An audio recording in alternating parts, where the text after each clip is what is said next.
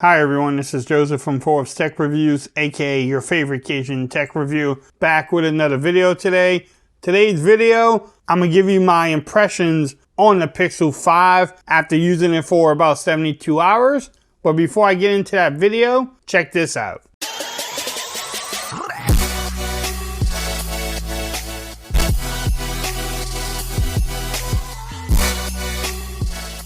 Okay everyone, so I'm back with another video today. Today's video, yes, I'm going to give you my impressions on the Pixel 5. Actually been using it for about over 72 hours now.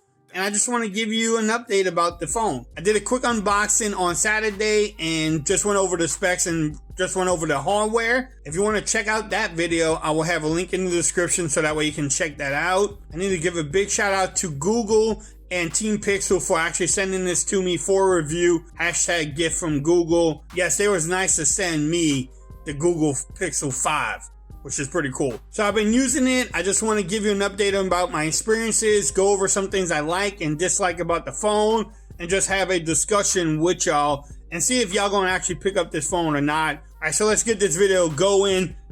The overall build quality is nice. Yes, it's aluminum back.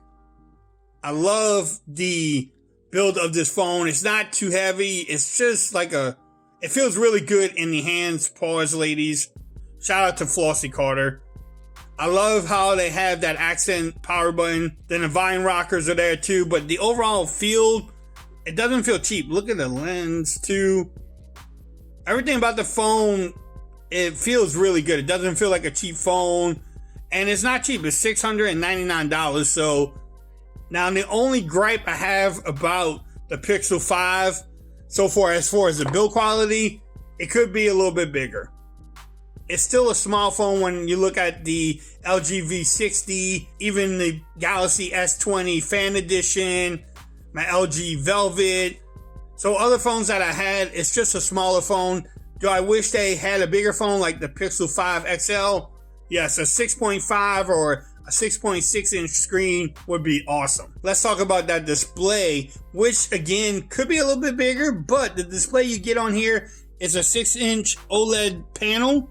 It's flat and it produces some great colors. The resolution is 1080p by 2340. It is 90 Hz refresh rate. So the overall experience with the display has been good. Yes, it could be a little bit bigger. Only other gripe I have about the display, it just doesn't get as bright as some other phones, especially during sunlight or direct sunlight. You have a little bit harder time looking at it or even trying to see what you're trying to film. So I don't know if they could use a different panel or adjust the brightness, but Google has always had some problems with having displays and not having the brightest display. Overall, the display, the colors on there is good. You can watch YouTube, Netflix. I personally just wish it has a bigger display, but I know a lot of people that would love this phone and loves the size of it. They don't really care about having a monster phone in their pocket or even in their hands. With the Pixel 5, Google included some flagship status or things people look for flagship phones. You have wireless charging, you have 18-watt fast charging, you have reverse wireless charging on here, and it has a water-resistant IP68 rating. So I know a lot of people look for those 4 different things, or at least 3 different things for flagship status. So it does have those features on here. Another thing that Google did was include or updated their calling software. So if somebody puts you on hold, Google Assistant will actually answer the phone for you, which is actually pretty cool. You should try that out if you're going to pick up the Pixel 5. Next thing I want to talk about is battery life. It has been good. It has a 4,000 milliamp hour battery in it. The first day I got about 22 to 23 hours off the charge, and I was at about 6.5 hours of screen on time, and that was filming a lot of video with the phone. So I'm actually pretty impressed with it. The second time was about 7 to 7.5 hours of screen on time, and I got over like 25 to 26 hours off the charge. I will test out the battery life more. I will let y'all know in a later video if it changes. It might even get better than what I got on the last 2 charges. So I will definitely come back and update y'all on that. All right, the next thing I want to talk about is the speakers on this phone. The Pixel 4a actually had great dual speakers the speaker was in the earpiece and then one on the bottom. Google with the Pixel 5, yes, you still get a speaker at the bottom, but the speaker on the top, there's no earpiece. They actually have it under the display, so it comes through the display. I don't know if that technology is there. I don't know if it's ready for prime time, but I think the speaker is not as loud on the Pixel 5 as is on the Pixel 4a. I did do a speaker test. I will have that video coming soon, probably a couple days after this one, so that way y'all can see, and maybe I'm just wrong, maybe my ears are just old. Did Google totally mess up the speaker, putting it under the display? I'm not gonna say they totally messed it up. I just don't think it is as loud as the Pixel 4a is. Again, I can hear my daughter when we was making phone calls, my son. I didn't have any problems. When I was playing YouTube or watching Netflix, compared to the 4a, it just wasn't as loud as, that phone, or even as loud as my S20 Fan Edition. The next thing I want to talk about is the cameras on this phone. There's not much to say about it. The cameras are good. I did do a camera test. I am doing comparisons with the Galaxy S20 Fan Edition. These cameras, for the price, Google has the camera game down. It's actually really good. Look, Google's actually talking. Yes, and they added an ultra-wide camera lens in the back. And you still have the front camera, which produces some of the best selfies that somebody can actually have. And portrait mode too. The video is there also. I'm not gonna lie. Check out the comparison and also the camera test. Again, stay tuned to the channel. Those videos coming up. Alright, the last thing is just the overall experience with the phone. It's a Google Pixel. It runs great.